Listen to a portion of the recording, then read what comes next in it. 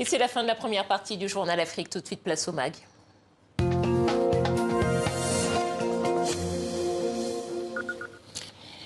Elle est une des plus grandes promotrices des cuisines africaines sur les chaînes françaises. Chef Anto Kokagne publie Mon Afrique, produits phares, savoir-faire, recettes.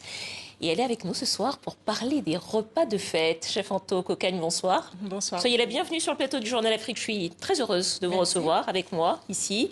On va parler bien sûr des repas de fête, mais avant ça, d'abord un mot de ce livre, Mon Afrique.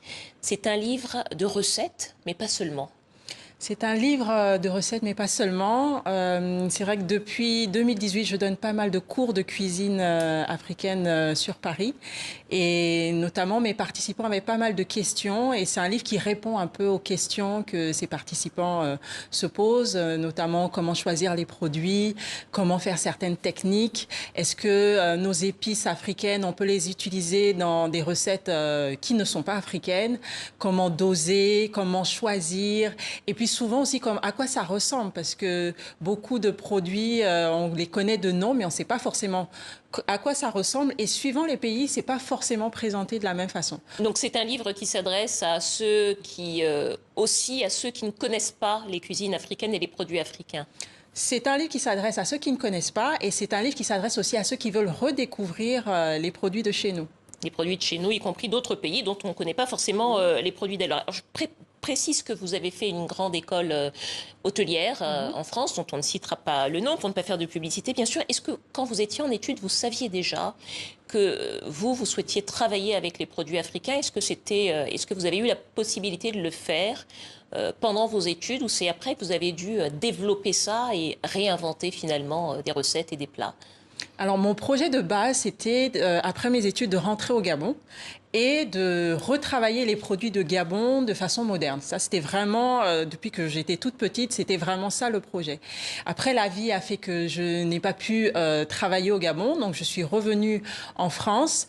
Et en travaillant avec des chefs français, je me rendais compte qu'il y avait une méconnaissance des produits du Gabon, mais de l'Afrique subsaharienne. Ce qui m'étonnait fortement, parce que les communautés d'Afrique subsaharienne sont les plus nombreuses en France, et je ne comprenais pas que nos cuisines étaient moins connues que les cuisines qui viennent d'Asie ou d'autres pays occidentaux. Et c'était devenu un peu, j'ai vécu ça un peu comme une mission, de me dire, moi à mon niveau, j'ai envie de faire connaître nos produits parce qu'on n'a rien envié aux autres. Alors justement, on va regarder un petit peu quelques images de votre livre et qui vont nous permettre de découvrir vos produits. Alors il y a dans ce livre, qui est très bien chapitré, toute une partie sur les produits, sur les outils, sur les légumineuses, alors peut-être qu'on va pouvoir regarder, je m'adresse à la régie, peut-être qu'on va pouvoir regarder les légumes feuilles par exemple, qui sont des légumes. Alors là, on a les légumineuses. Là, on a les légumineuses. On a les légumineuses et maintenant les légumes feuilles. Il y a par exemple les feuilles d'amarante, ce qu'on appelle au coq, ce sont les tout petits filaments. Alors ces légumes-là, est-ce qu'on les trouve partout en Afrique et qu'est-ce qu'on peut en faire? Alors, on ne les trouve pas partout en Afrique. Ceux qui sont en France peuvent en trouver, notamment dans les marchés africains, mais on n'en trouve pas partout en Afrique. C'est pour ça que dans le livre, je propose aussi des alternatives. Il y a une géographie de ces feuilles-là. Alors peut-être, comme vous les voyez en même temps que nos téléspectateurs, est-ce que vous pouvez nous parler de ces légumes feuilles qu'on voit à l'antenne? Alors, les feuilles d'amarante, moi, dans ma langue au Gabon, qui est le gallois, on dit ilupu. Et c'est vrai que suivant les pays, vous allez trouver un nom différent. On va dire souvent morel noir quand on est au Cameroun. C'est un légume qu'on va beaucoup manger comme des épinards. Vous avez les feuilles de taro, donc le taro ou le macabo, qui est vraiment cette racine que l'on consomme énormément comme féculent, dont on mange aussi les feuilles, que l'on va manger avec du poisson fumé, et ça c'est beaucoup en Afrique centrale.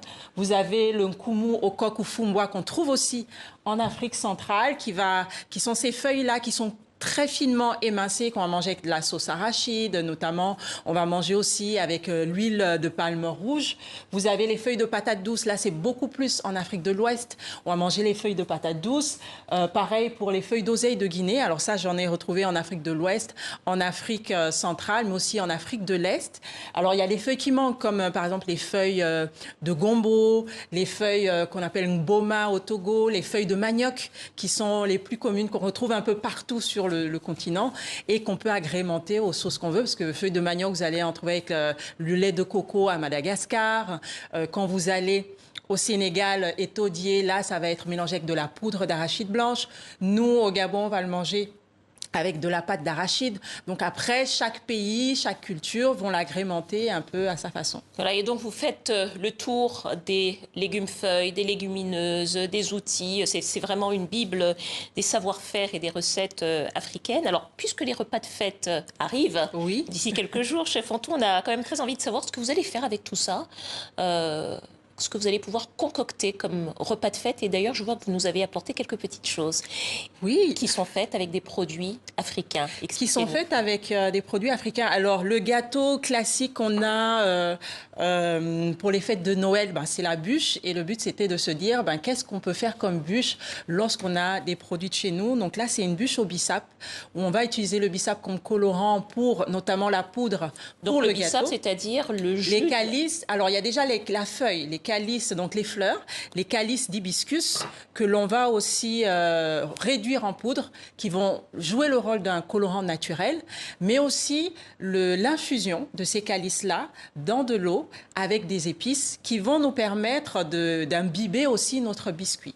Et là, qui est servi avec une cream cheese, donc ça va être un fromage, une sorte de fromage blanc que l'on parfume après avec de la vanille de Madagascar. Et de la vanille de Madagascar. Et ensuite, les petites bouchées que je vois. Ensuite, les petites bouchées. Alors, on a les pastels que l'on connaît plus classiquement, ou qu'on appelle aussi fataya, qui, là, elles sont au bœuf, mais on pourrait le faire au poisson ou alors végétarien. On a alors des petits buns qui ont un confit de bissap, donc les feuilles d'oseille de Guinée, avec du saumon fumé, un cœur de saumon fumé. Et là, vous avez une sorte de burger avec du plantain, donc la banane plantain qui a été pilée. Là, c'est la banane plantain pilée que j'ai travaillée comme un pain avec de la farine et un avocat. Vous avez viande hachée. Donc, banane plantain, avocat, viande hachée, tomate. La viande hachée est travaillée avec des épices camerounaises. Donc, on a la rondelle, le pébé, qu'on appelle aussi fausse noix de muscade. Et on a un peu de gingembre et de piment. Et vous avez, alors ça m'a fait penser au célèbre aloko qu'on mange en Côte d'Ivoire. Donc, ça va être la banane plantain frite qui est servie avec une gelée de tomates au cancancan. Le cancancan qui est un mélange de piment. C'est ça, je vais regarder. Oui, c'est la cuillère. Donc, c'est un mélange de piment, gingembre et poivre de Guinée. Alors, c'est un peu relevé. Donc, au-dessus, piment, gingembre, poivre de Guinée. Une gelée de tomates avec notre banane plantain qui est semi-mûre et qui a été frite. Chef Antou, on parle souvent de la cuisine africaine en disant la cuisine africaine ou même des cuisines de fêtes de fin d'année, puisque nous y sommes, que souvent il y a beaucoup de graisse et qu'on se lâche un petit peu sur la consommation. Comment est-ce qu'on peut faire justement pour utiliser tous ces produits et notamment nos huiles de palme que nous aimons, tout en préservant des qualités nutritionnelles et sans fatiguer son foie ni sa digestion? Comment est-ce qu'on fait pour ces fêtes de fin d'année? Alors, le gras n'est pas mauvais, c'est l'excès de gras qui peut être mauvais. Parce que quand on pense au foie gras ou à la mayonnaise qui ne sont pas africains, on en consomme quand même, mais c'est vrai que c'est assez périodique. Alors, c'est dans la façon de cuisiner. Il ne faut pas que les huiles soient trop chaudes, notamment, parce que là, ça devient toxique. Il faut les utiliser avec parcimonie. Et puis, le fait aussi d'émulsionner. Le fait qu'on émulsionne fait que le gras est beaucoup plus... c'est pas qu'il va être léger, mais on le voit moins et ça permet de moins en mettre, en fait, dans nos assiettes. Et donc, c'est moins néfaste pour nos organismes et pour la santé. C'est toujours l'excès qui est néfaste. L'excès est néfaste. Merci beaucoup, chef Antou. Je rappelle le titre de votre ouvrage, Mon Afrique, produits phares, savoir-faire, recettes. Merci à vous. On va pouvoir se régaler en attendant les fêtes de fin d'année. Je vous souhaite d'excellentes fêtes de fin d'année. Merci à vous. C'est la fin de ce journal. Et au nom de toute l'équipe, je vous souhaite très bonne fête de Noël et de fin d'année. À bientôt.